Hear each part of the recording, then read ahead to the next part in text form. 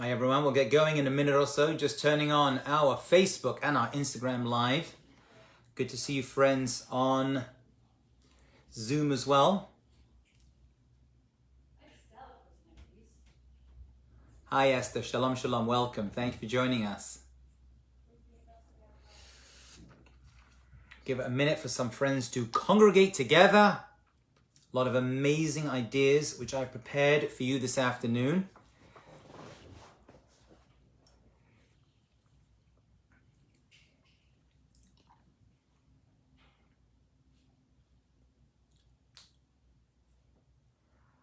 Okay, welcome everybody. It is time to get going. Thank you, Jessica, if you can hear me, for putting this together, making the flyers and the links and all the other wonderful things. Hi everyone, from Sky and JEC, formerly of JEC. Hi there, how you doing? Good to see you guys. Good to see you. Thanks for joining us. Okay, dear friends. Thanks for joining us on Instagram, Facebook, and Zoom. Today, we're going to continue our series, which we're working through this summer, which is getting better at being you. That is what we're going to try to be doing today. And today's topic is called Taming the Inner Critic. Taming the Inner Critic. That is what I decided to call this class. And it's really all about judging. How we judge.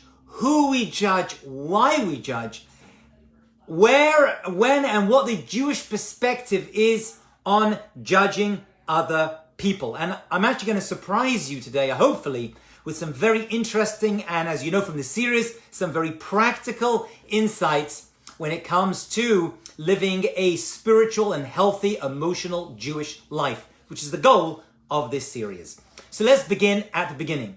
And that is, people judge. We just do. We judge other people. We spend most of our days, most of our weeks, months, years, and lives judging other people all the time. And when I say those words, it doesn't sound nice, does it?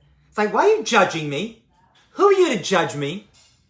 But the truth is, the fact that God instilled in us this need, this desire to judge other people, it comes from, let's be clear, a good place. A good place. Judging other people is a natural and good thing. That's the source of it. Now we're going to see, like any positive trait, there's always a negative root that you can take when it comes to this trait that God has put inside us. We said already, we have a desire to be jealous. Jealousy is a natural emotion. There's good jealousy. I'm jealous of people who are smarter than me, makes me want to learn better, work harder, work smarter. So jealousy is a good thing. But then there's a bad jealousy as well, right? Jealousy of other people's things, their homes, their money, which leads me to do bad things. It's true with every trait. The trait we're discussing today is judging. Judging other people. And that's a good trait. Why?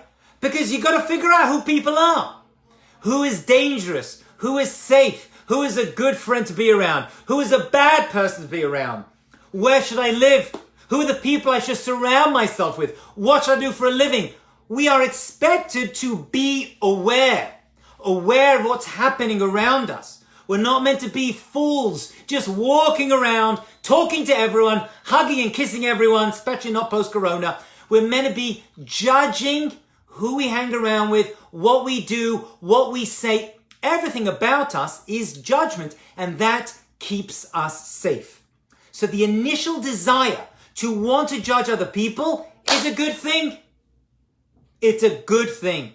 It helps us. It's a coping mechanism. It helps us become functioning, emotionally healthy people. I've got to judge who I talk to. I've got to judge who my kids hang out with. I've got to judge who and how I talk to people. That's a good thing. I can't say whatever I want, whenever I want, to whoever I want. You know, it's in my head right now. When it comes to marriage, okay? Any good, successful relationship, you've got to be careful what you say to your spouse. People think wrongly that once you get into a fight with your spouse, you can say whatever you want. We're fighting. I'm just going to say it. It's not true. right? There's things you can say and not say when you're fighting. You have to judge your words. Even when getting into a powerful discussion is the right thing to do, you've still got to be very careful what you say, how you say it. Some things you just don't say, ever. For example, when I counsel married couples, I always tell them, you don't use the D word. The D word is never, no matter how bad the fight is, you don't mention the word divorce. I'm not saying divorce is forbidden, but you've got to judge. People think, I'm going to fight right now. Woo, let it all out. It's a big mistake. Okay. So we are judging people and we're expected to judge, and that's what keeps us safe. The problem is, not the problem, the challenge. It's a challenge is that this desire to judge, which is a safety mechanism that is built into all of us, unfortunately blows through the boundaries. When we create an inner critic, what's also called in the world of psychology, this inner voice that is always talking to us. And it's doing two things. Number one, it is judging other people negatively when they should be judged positively. And it's also judging ourselves when we should be judging ourselves positively, but we end up judging ourselves negatively, and that is going to trap us and hold us in a bad place. And it's something which I want to tell you today is something you have to break out of. Let's recap, because what I've told you so far is so important, and everything else I'm going to tell you will make no sense unless you hear what I'm telling you. Number one, we are judging creatures. All animals, and although we humans are not animals, right? But we living beings judge. We have to judge danger, positive people, negative people. It's a good thing. The challenge is when we overstep those boundaries and we start to judge other people negatively, and that inner voice goes too far. We don't put the brakes on it, and then we judge ourselves negatively as well, which holds us back from reaching our full potential. That is our discussion today. What does Judaism have to say about judging? Well, we already discussed, and the Torah tells us, connected with all the other character traits that we're discussing, that a person is b'tzedek tishpot amitecha. A person should judge other people with righteousness. With righteousness. Now, this pasuk, this verse in the Bible, in Leviticus chapter 19:15, actually is talking about a court of law. A court of law. Every society, Jewish and non-Jewish, actually one of the 7 mitzvot that is given to the non-Jewish nations is to set up a fair and ethical law court system. That is a mitzvah for non-Jewish nations as well as Jews, obviously. Every society in the world is expected, according to Judaism. God's word is you need to set up fair and ethical and moral law courts. And nations are judged. When Rosh Hashanah comes around, it's not just the Jews are being judged, the non-Jews are being judged as well. Fair and ethical moral behavior. That's good. And that's understandable. But let's be honest. Most of us, come on, we're not in courts of law. We're not lawyers and we're not judges, right? So is this verse only talking about how a society has to set up a fair and ethical and moral legal system? And the answer is, it's not just that. Listen very carefully, my friends. I'm going to open up your heads to a whole new area of Jewish life. And it goes like this. The Torah is not just telling us to be ethical and moral in our legal systems, in our courtrooms. They are also courtrooms of our minds. We are all lawyers. We are all judges, juries, and in many cases, executioners. And that is happening in our heads all the time. We're constantly judging other people. And the Torah is telling us, just like a law court has to judge people fairly and honestly, not based upon their race or their gender or their age. Everyone must be looked at. I'll tell you a very famous story from the Gemara, just about law courts. Rabbi Akiva was on a law court panel, and one of the litigants walked in and he said, "Shalom, Rabbi." And the rabbi said, "I can no longer judge this case." This guy gave me shalom. I'm feeling some connection towards him. I am now a biased judge. I recuse myself. Can you imagine that? Can you imagine that standard? Hey, how you doing? Recuse myself. It's true in life as well. It's true in life that how we receive information about the people is going to ascertain how we're going to judge them. We are being told that in Jewish life, you are expected to give people the benefit of the doubt. Let me show you the source for this. So you know, my friends, I'm not making it up, which I'm not. I'm just sharing the message. It says in Pirkei Avot 1:6, there was a great rabbi called Rabbi Yoshua ben Parachia, and he said, a person has to do two things. Number one, Kana lecha rav. You have to have a rabbi. Everyone needs a spiritual advisor. You have a doctor who takes care of your body. You have a therapist who takes care of your psyche, right? You have a car mechanic who takes care of your car. Everyone needs a spiritual mentor who's going to be there to guide them on their way. Aseh lecha rav. By the way, as a side point, many people understand this command to aseh lecha rav, make yourself a rabbi, not just to find a spiritual advisor, but also to make yourself into a knowledgeable rabbi. Every single Jew has to become knowledgeable of laws and cases so that they don't always have to run and find the answer to questions, but they are knowledgeable in Jewish sources and Jewish life to know how to respond and act in a given situation. That's number one. Aseh lecha rav. Number two, kaneh lecha chaver. Kaneh lecha chaver. Acquire for yourself a friend. Now the word kaneh actually means liknot, to buy. What? I'm sorry? The Mishnah is telling us to buy a friend? Yes, it's exactly what you're saying. You have to buy a friend with money, possibly. Spending money on friends, on their children sometimes, to keep friendships going. You got to do that. Your time. Giving your time for friends. Time is money. Actually, time is much more important than money, right? But you have to sometimes give of yourself to your friends. So that's number two. You need a spiritual advisor. And now you need good friends to surround yourself with. And then it finishes off by saying, Havedan et kol adam lekaf zchut. And judge all people on the side of zchut, on the side of merit. When it comes to living life, this inner voice that's inside you, which instinctively is going to be like, careful! Careful of that guy, careful of that girl, be careful of that business deal, be careful of that money, whatever it is. It's like you got to check that. You got to hold that and be like, 1 minute. Before I rush to judgment, I'm expected to stop in the courtroom of my mind and figure out whether what I'm thinking about this person is fair, whether it's right, and whether it is good. Now let's look at the language over here. Let's double click. Let's double click on one of the words. It says you have to judge. You have to judge, which we said is a good thing. You're going to judge anyway, so do it right. Et kol ha'adam. Ha'adam. Judge the person. Now, how do you say judge every person? To judge every person is kol adam. Kol adam is how you say in Hebrew, judge every person. But the Mishnah does not say that. It adds an extra letter, the letter hey. What does that mean? Isn't this amazing? You're going to love this. Have done it kol ha'adam. Ha, as a prefix, means the. Judge the person. Well, of course I'm judging the person. Who else am I judging when I'm judging other people? But it also means judge the entire person.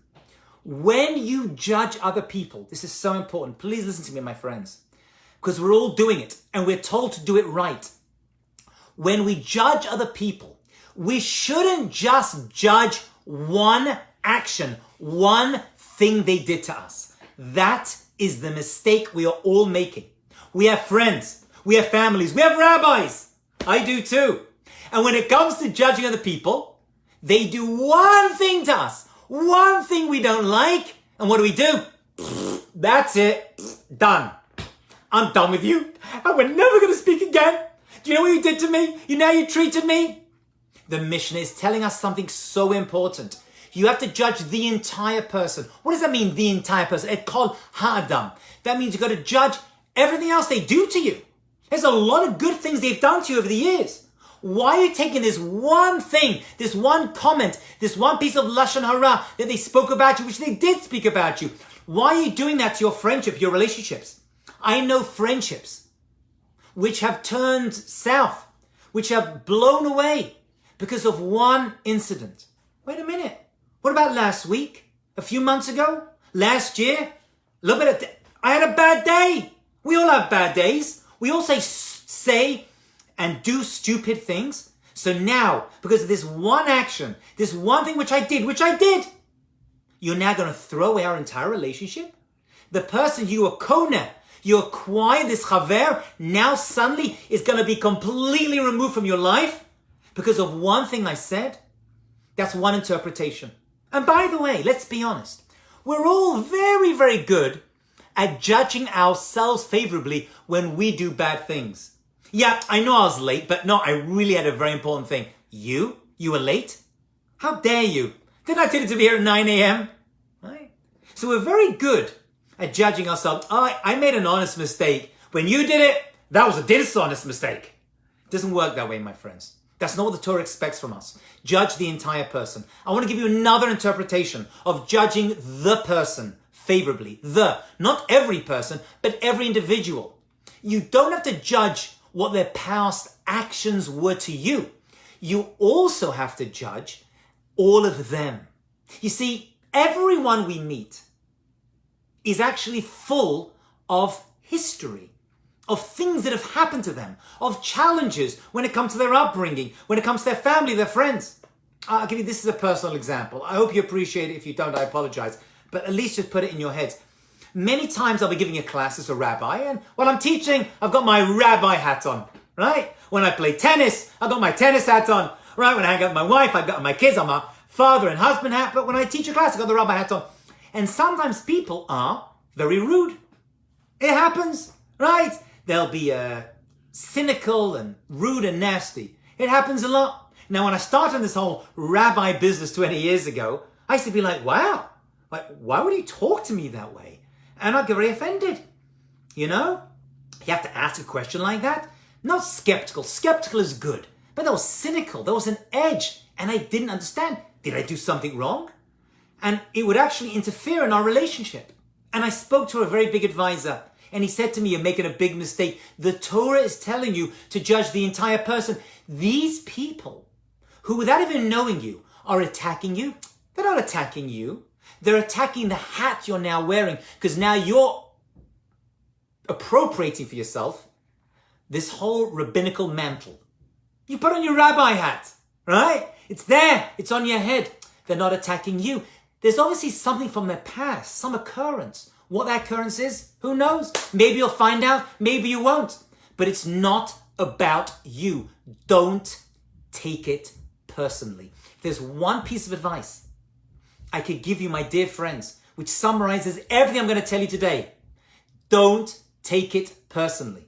Now, this may sound a bit terrible, but all of us are carrying baggage. And that baggage could come from a bad teacher, a bad rabbi, a bad lawyer, a bad doctor. It's there, and we're carrying it with us.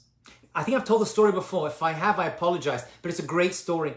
I was on a Pesach program. I can't remember if I told it this series or another series. I'm going to tell it again.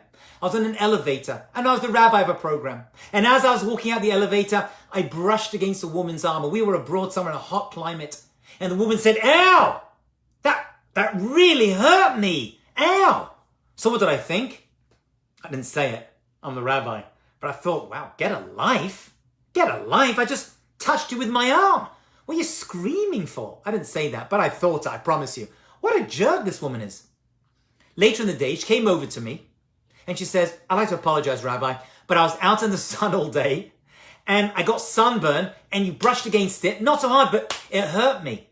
And then something occurred to me, which I'm going to share with you, my friends. Everybody has emotional sunburn somewhere on their personality. We're all carrying it. We all have it. And you're going to touch a person in some emotional spot and they're going to explode. You're going to be like, woo! Where did that come from? And you're going to judge them. and you're going to judge them negatively because that's just the way we're made. We are judges, my friends. You have to hold back. It's tough. You've got to give people the benefit of the doubt. It's not going to only improve your life, it improves everyone else. And their life too. And that, by the way, is what the Torah is expecting of us. Have done it? Kol adam. You got to judge the entire person. Everything they've done to you up to this point, and 99% has probably been pretty okay. But also 99% of their lives. Who knows what they've went through? Who knows the tragedies that is happening in their lives? Maybe they got a great life on the outside, but inside they're broken vessels. Have done it? Kol adam. Judge the entire person. There's a lot going on. There's a lot going on. Yes, you should judge, but try to do it positively. Because let's be honest, most interactions we have are not people who want to hurt you and destroy you and kill you and be nasty. Most people we deal with want to have a good friendly relationship. They may not want to be your best friend. You know what? Everyone watching today has enough BFFs, right? We have enough of them. You don't need any more. But you have acquaintances and we have relationships and we're expected to build out relationships with other people.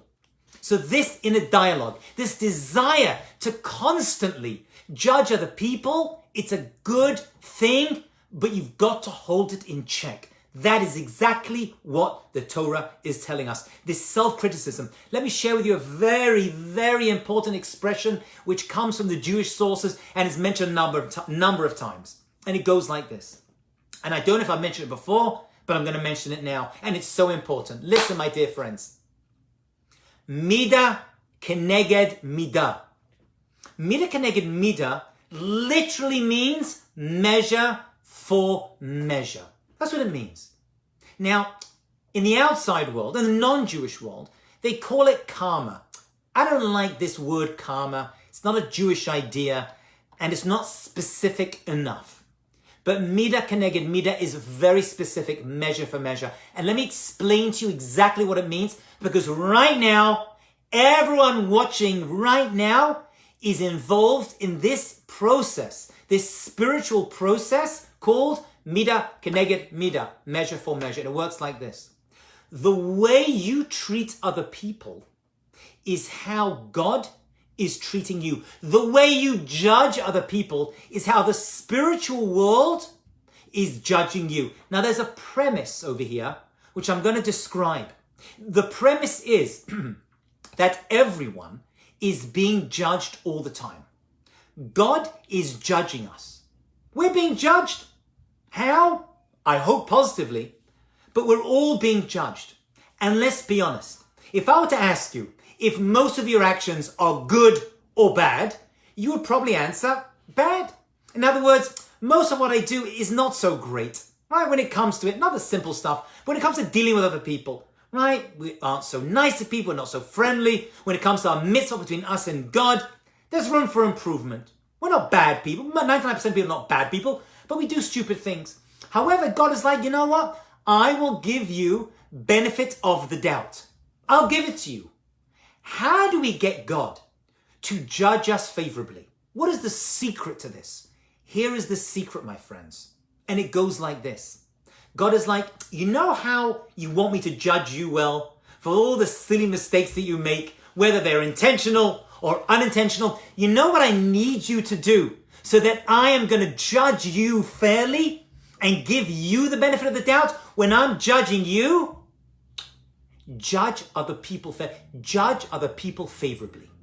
If you judge my creation, my children, says God, because all of us are God's children, right? We actually refer to God as Avinu Shebashamayim, our Father in Shemayim in heaven. When we judge other people favorably, God looks back at us, mida keneged mida, measure for measure, and says, you know what? You took care of my kids, I'm going to take care of you. Really, what you did was terrible. You did a terrible thing last night. I know what you did. I was there. No one saw it, but I did, said God. But you know what? God lets us get away.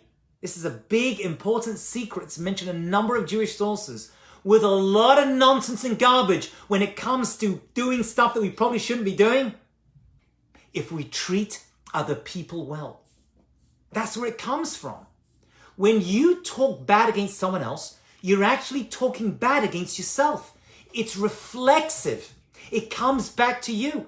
If you're nice and you treat other people well, God says, you know what? Just like I would. You know the best way to get a good reaction from someone? Treat their kids nicely.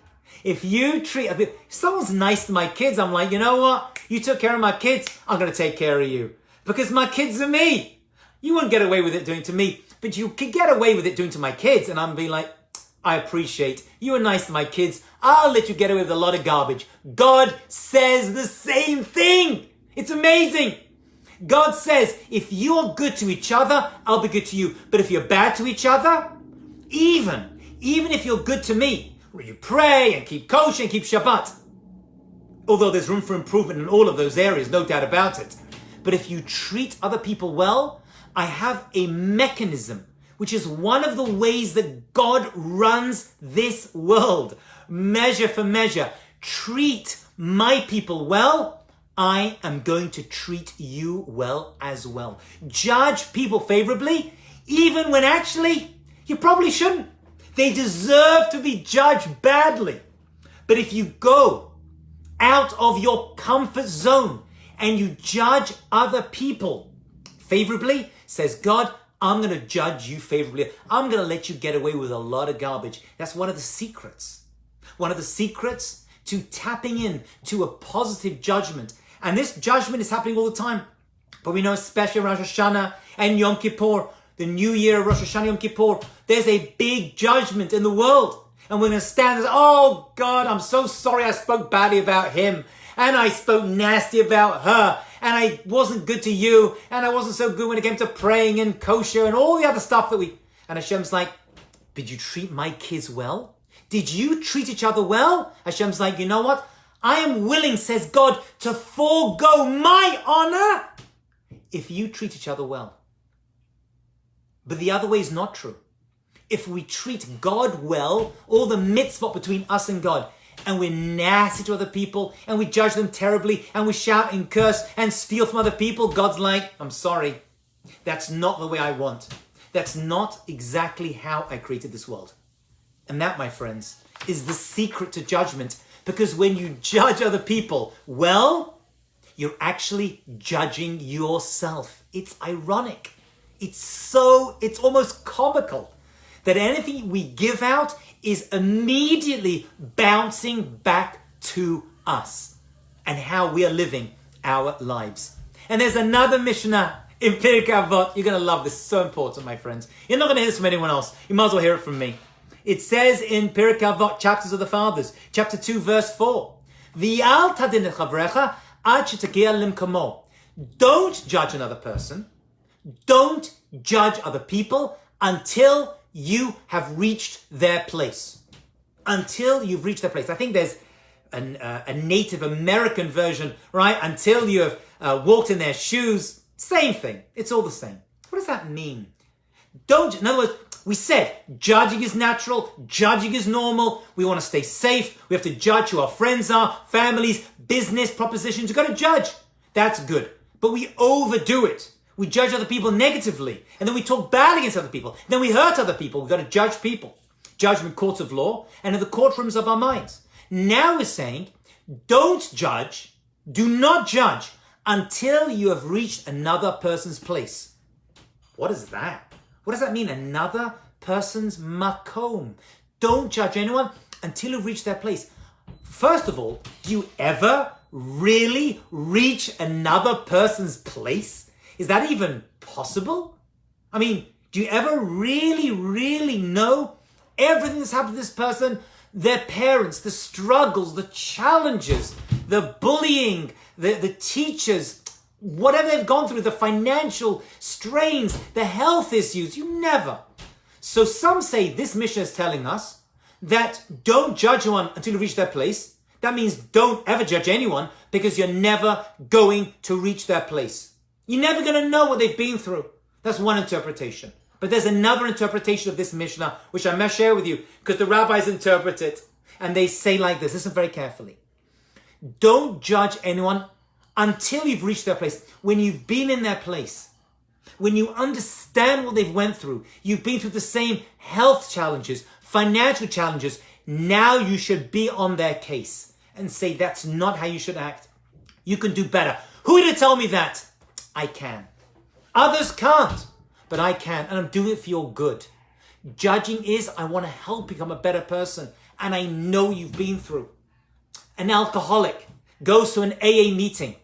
The people that surround with I've been to many of them, have been through the same challenges as you. They can give you mussar. They can challenge you and be like, don't do it. And you'll hear people say in those meetings, who are you to judge me? I can. I've been there, and I know if you don't get your stuff together, you're going to end up in a bad place. It's going to end up bad for you.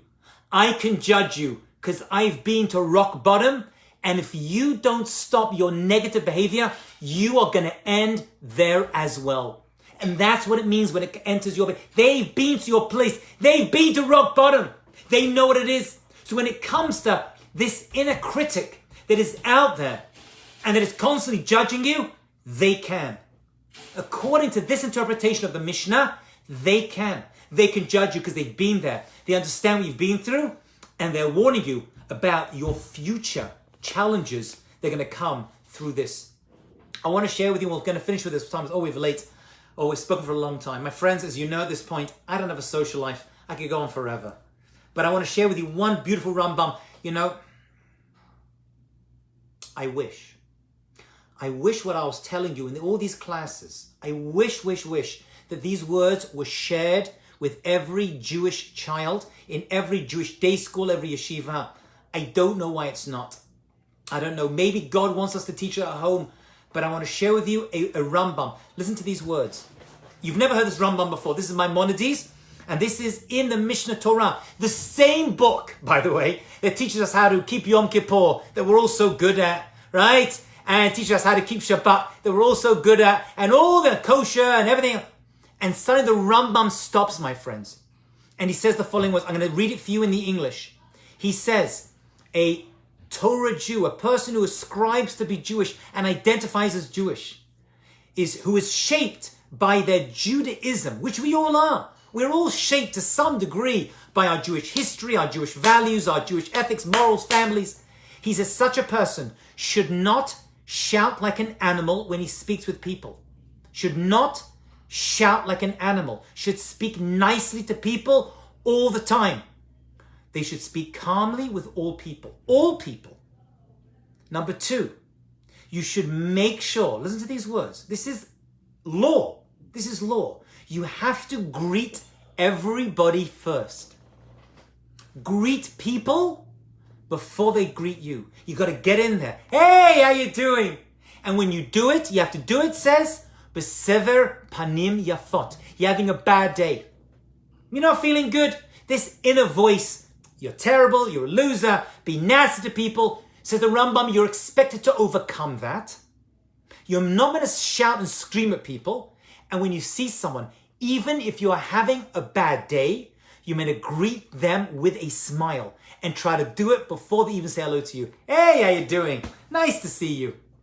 Even if inside that inner critic is shouting at you and putting you down, and you're meant to try with the best of your ability. This is halakha, this is Jewish law. This is not just niceties.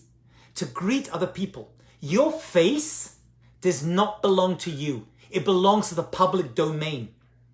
Most of you have not seen your faces much today. 1 minute when you woke up, you went to the mirror, you looked in the mirror, and you looked at your face, you brushed your teeth, and dayenu.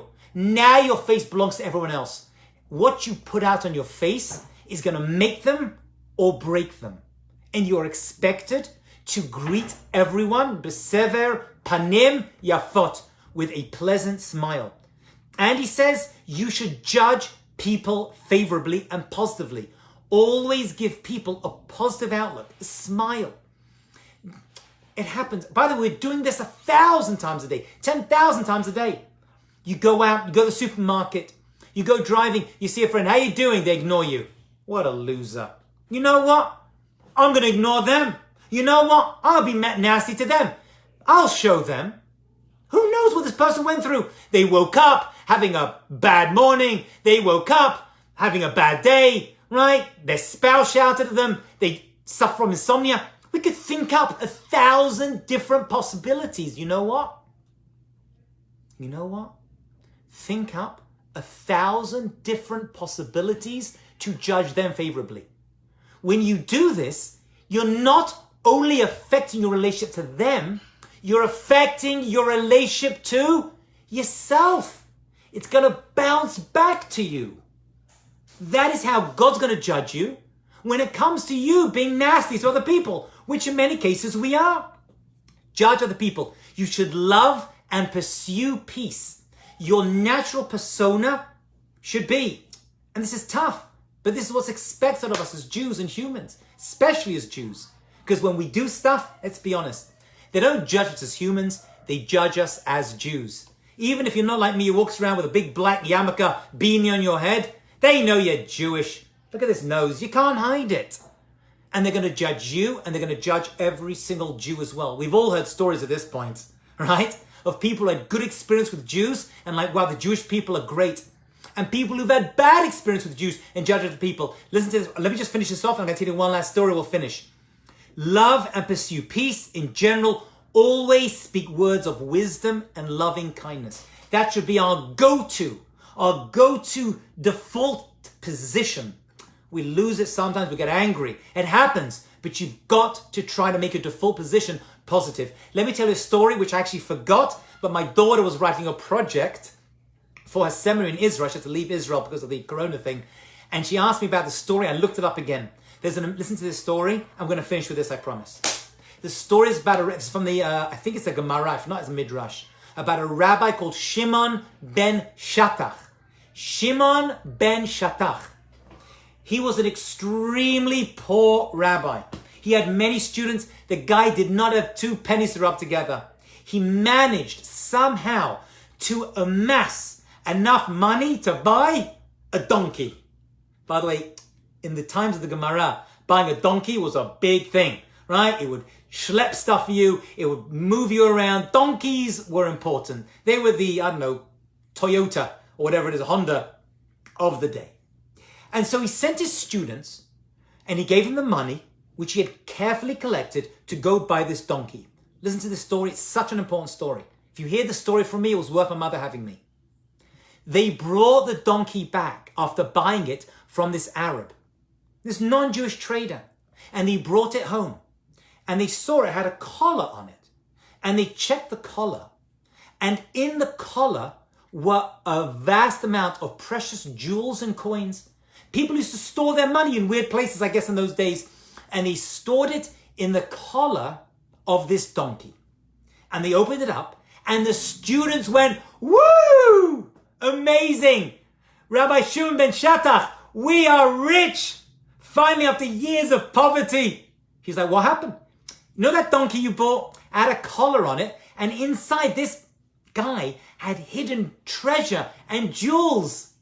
Hidden inside there. That belongs to you. And he says, why does it belong to me? He says, well, we know when you buy something, you buy everything that's actually attached to it. And therefore, the donkey is yours and the money. It's a lucky find. And Shimon Shattach said, yep, the donkey's mine. The money's not mine. Return it. And they were like, but you bought the donkey. You bought the collar. What's in the collar belongs to you. He says, maybe legally you are correct.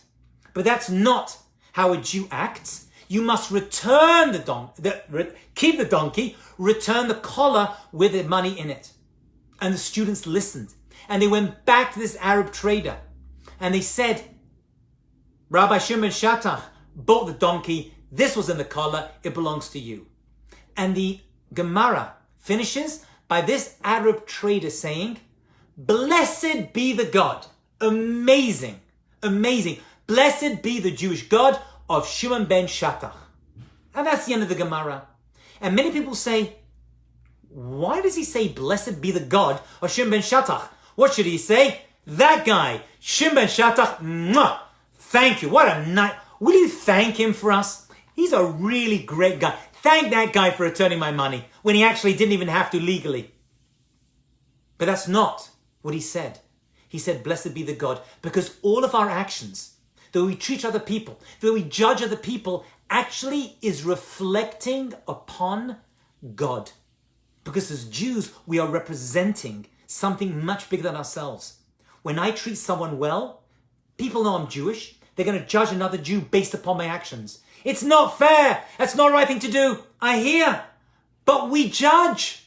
We judge other people. One person who acts in a bad way is going to reflect upon other people. I know it's not fair, but that's just the way it is. We do it naturally. And therefore, we are expected to work on our own actions. And that eventually will make a Kiddush Hashem, a sanctification of God's name, which is the greatest judgment that can be made in this world. Because eventually, we want everyone to say, blessed be the God, not of Shem ben Shattach, but of Shoshana, Dave, Mike, Emily, whoever it is, it's all the same. I'm going to summarize in 60 seconds everything I said today. Number one, we judge. It's how we're made, and that's a good thing. But we're expected to judge positively. Always? Yeah, most of the time. Most things that happen to us aren't people trying to hurt us or take money from us. They're people who just do stuff to us, and we are expected to judge them favorably. When it comes to a chance of judging someone favorably, you should do it. If they're trying to hurt us, protect yourself. But when it comes to judgment, and we're told to judge the entire person, judge all the other stuff they've done to you, and judge all the other things that have happened to them in their lives before you pass judgment on your fellow Jew and your fellow man. And then don't judge someone until you've been in their place, we said. But I'm never going to reach that place. Therefore, I should never judge. That's one way to look at it. Another way is when you're dealing with someone and you've been in their place and you know what they've been through, judge them. That's when you can judge them. When you know that their negative actions are going to lead to A, B, C. When you know they're dating the wrong person and this person is going to hurt them. When you know, because you've been through it. You've been through this challenge, this health crisis, the relationship crisis, financial crisis. You know, now you can judge them. Now let the inner critic come out. Judge others well and judge yourselves well as well. Have good, healthy, emotional self-esteem. Friends, I love you all. If I've offended you in the past, I apologize profusely. Hope you can judge me well as well. There's room for improvement. Have a great, successful day. I'll see you all soon. Thank you all for being part of this shiur. Thank you, Jessica, for putting this together as always. Shalom, shalom, shalom. Bye, guys.